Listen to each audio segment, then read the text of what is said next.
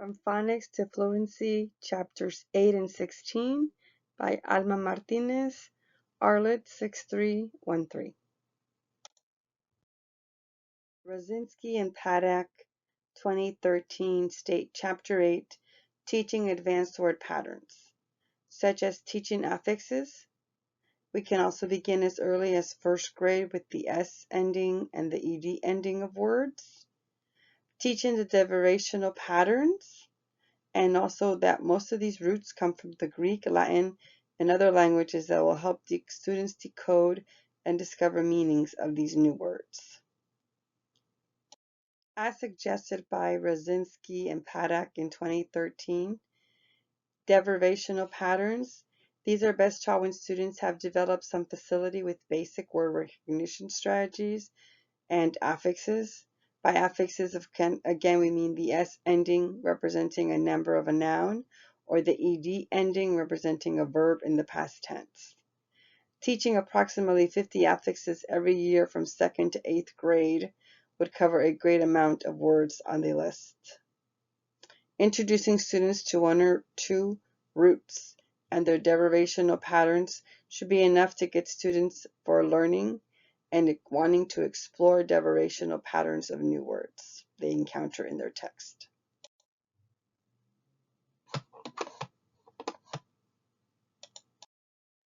Conclusion of Chapter 8 from Padak and Rasinski's book of 2013, Teaching Advanced Word Patterns. As teachers nurture a fascination with words along with deeper understanding of how words work by exploring words, children then also become interested in the affixes, the prefixes, and suffixes of new words. As then, students will be able to understand more words as they come across new words in what they read once they are learning the patterns of words, of prefixes and suffixes, and other affixes that come into play. In Rasinski and Padak's 2013 book, Chapter 16, Beyond Word Study, we look at what is fluency. Fluency is a bridge that connects word decoding to comprehension of a text. It also includes automaticity of words, decoding of word, the flows of it, constructing meaning as words are read, appropriate expression when reading, appropriate speed when reading, and should be instructed daily for 15 to 20 minutes within the reading block. These are also the requirements of a proficient and fluent reader. Why is fluency important?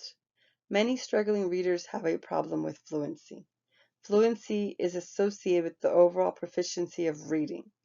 A fluent speaker understands or comprehends spoken messages, enables a bridge to comprehension as well. As we are reading, we are comprehending what we are reading. Helps students become fluent readers rather than sounding out word for word or letter for letter within a word. Conclusion of Chapter 16, Rasinski and Padak's 2013 book, Beyond the Word Study. Children, in conclusion, effective fluency instruction reflects 3 important principles. The first being, children need to hear models of fluent reading. The second, children need support to develop fluency. This can take the form of teacher coaching, assistant reading, or even both. Children will also benefit from opportunities to think and talk metacognitively about the fluency that they're doing in class. And thirdly, children need regular opportunities to practice texts widely and repeatedly. Repeating reading works best when performances is the reason for the practice. The activities that were described in this chapter share a common purpose for students to develop ability to read fluently. Fluency instruction should be woven seamlessly into other areas of reading as well as across the curriculum. The first strategy is divide and conquer. This is an instructional approach for helping students recognize the structure, sound, and meaning of affixes and derivational patterns. This is taken from Chapter 8, Rasinski and Padak's book, 2013. The steps to this activity is the teacher will write a list of 10 words that have the same prefix. The word list will be on a chart paper. Teacher will then read the lists, read the words, and let's just do one for example. The word that the teacher reads is dishonest, meaning, and as she explains to the class, dis means not. So of course, if you are not honest, it would be someone who does not tell the truth. The teacher would read the list orally. Students would have an opportunity to discuss and identify as to what the word means. As students offer responses about the meaning of the words, each student will be given a copy to write down the word and provide a meaning of their own, identifying the prefix and the root word of the chosen word. This will continue until all 10 words have been discussed and the meaning has been identified. This second strategy comes from Chapter 16 of Rasinski and Padak's 2013 book, Repeated Reading of a Poem.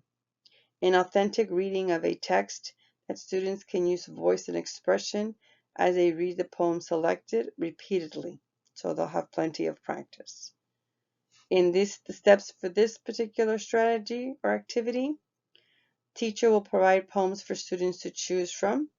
Students will have time alone to practice the poem, or they can do it with a partner throughout the week. Students will then be able to add expression as they become familiar with the poem. For Fluency Fridays, this is the great time for the student to have the opportunity to perform the poem for classmates. Upon reading the poem, the student will reflect on his or her performance by reflecting on, was the reading of the poem, was it helpful to read it the first, the second, and so many times repeatedly? What was different about the voice in which he read the poem? And what is maybe something helpful for the following time the student needs to read a poem or read out loud in front of peers? The teacher will also conference with students to provide constructive feedback as to what was done correctly, so that the student remembers that, okay, this is good because it is a repeated reading, so we did have several times to practice the reading prior to presenting to the class. Third strategy, fluency checks. These are texts grade appropriate, and students will read one-to-one with the teacher to develop their fluency and comprehension of a text. The steps in this activity are: the teacher will provide a folder of fluency passages for the student. Teacher will call one student at a time. There will be a timer set by the teacher, and as the student will read the best that they can, and they will then answer comprehension questions following. Students will then review the errors made when reading and practice those words. Fluency is calculated, and the students will fill out the fluency graph as they read, after they read each time, to see if they are on target or if they're improving or what they need to continue doing what they're doing.